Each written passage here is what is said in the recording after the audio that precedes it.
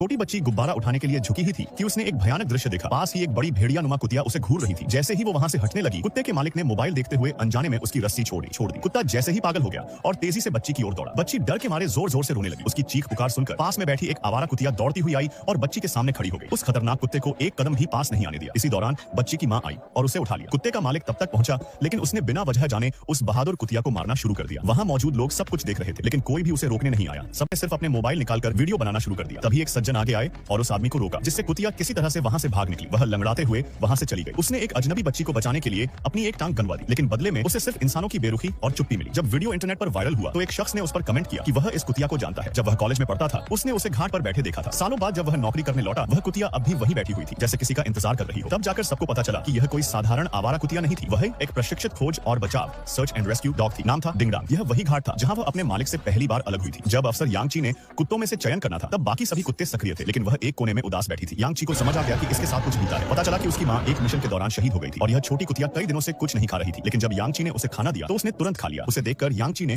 उसे अपनाने का फैसला किया। वापसी के रास्ते में कुतिया को गाड़ी में रखे हुए एक छोटी सी घंटी बहुत पसंद आई। तभी उसका नाम रखा गया डिंगडांग। वह रास्ते की हर चीज को बड़े कौतूहल से देख रही थी, लेकिन कुछ दूर जाते ही यांगची को अपने बीमार दादी के पास जाना पड़ा और उसे अस्थायी रूप से छोड़ना पड़ा। डिंगडांग, जिसने अपनी मां को खोया था, अब फिर से अकेली हो गई। वह उदास होकर अपने मालिक को देखती रही। यांगची ने वादा किया था कि वह जल्द ही लौटेगी, लेकिन डिंगडांग दिन ब दिन उसकी राह देखती रही। फिर एक दिन अचानक यांगची लौट आई और साथ लाई एक खास चीज, उसके घर की मशहूर संतरों की टोकरी। समय के साथ डिंगडांग काफी समझदार और प्रशिक्षित हो गई, लेकिन हर मिशन में भेजे जाने से पहले उसकी एक कमी सामने आती। उसे आग से बहुत डर लगता था। इस डर को दूर करने के लिए यांगची ने खुद को एक जलते घेरे के पास बांध दिया ताकि डिंगडांग का साहस बढ़े। जैसे ही आग यांगची के पास पहुंचने लगी, डिंगडांग ने अपना डर भुलाकर आग में छलांग लगा दी और मालिक को बचा लिया। इसी के साथ वह एक योग्य रेस्क्यू डॉग बन गई। पहला मिशन था वेंचुआन में 8.0 तीव्रता का भूकंप। पूरे इलाके में मलबा ही मलबा था। डिंगडांग ने बिना डरे खोजबीन की और एक बुजुर्ग आदमी को मलबे में दबा हुआ पाया। जब वह बचाया गया तो वह फूट फूट कर रो पड़ा, क्योंकि उसके नीचे एक कुत्ते के मांस वाले होटल का बोर्ड दबा था। जब डिंगडांग एक बिल्डिंग के अंदर रास्ता तलाश रही थी, तभी सीढ़ी टूट गई और यांगची के बचाने के लिए भागी, लेकिन एक खंभा गिर पड़ा, जिससे यांगची गंभीर रूप से घायल हो गई और उसे अस्पताल ले जाना पड़ा। डिंगडांग को खुद पर बहुत पछतावा हुआ। यांगची के अपैरचर में गंभीर चोट आई,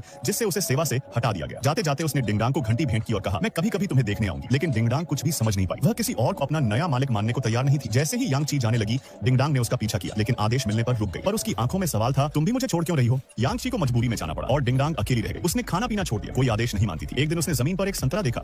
उसे यांगची का गांव याद आ गया। उसने मौका पाकर एक ट्रक में चुपके से चढ़कर उस शहर की ओर रुक किया। शहर में वह यांगची को खोजती रही, लेकिन कहीं कुछ पता नहीं चला। तभी उसे कुछ बुरे लोगों ने पकड़ लिया और कुत्ते के मांस वाले होटल में ले गए। वहां उसे मारने की तैयारी हो रही थी, लेकिन ऐन वक्त पर एक बुजुर्ग आदमी आ गया, वही नरसिम्हा, जिसे भूकंप में डिंगडांग ने बचाया था। उसने अपने बेटे को डांटा और ऐलान किया, अब से हमारा होटल सिर्फ मुर्गे बेचेगा, कुत्ते नहीं। डिंगडांग को एक एनिमल लवर ने गोद ले लिया, लेकिन जब वो उसे लेकर जा रहा था, एक चौराहे पर डिंगडांग को एक जगह पहचानी सी लगी, वही जगह जहां यांगची ने पहली बार उसे अपनाया था। वह अचानक गाड़ी से कूद गई और भागती हुई उसी घाट की तरफ दौड़ी जहां वह यांगची के इंतजार में बैठती थी। उस घाट पर वह 2 साल तक बैठी रही ना बारिश ने रोका।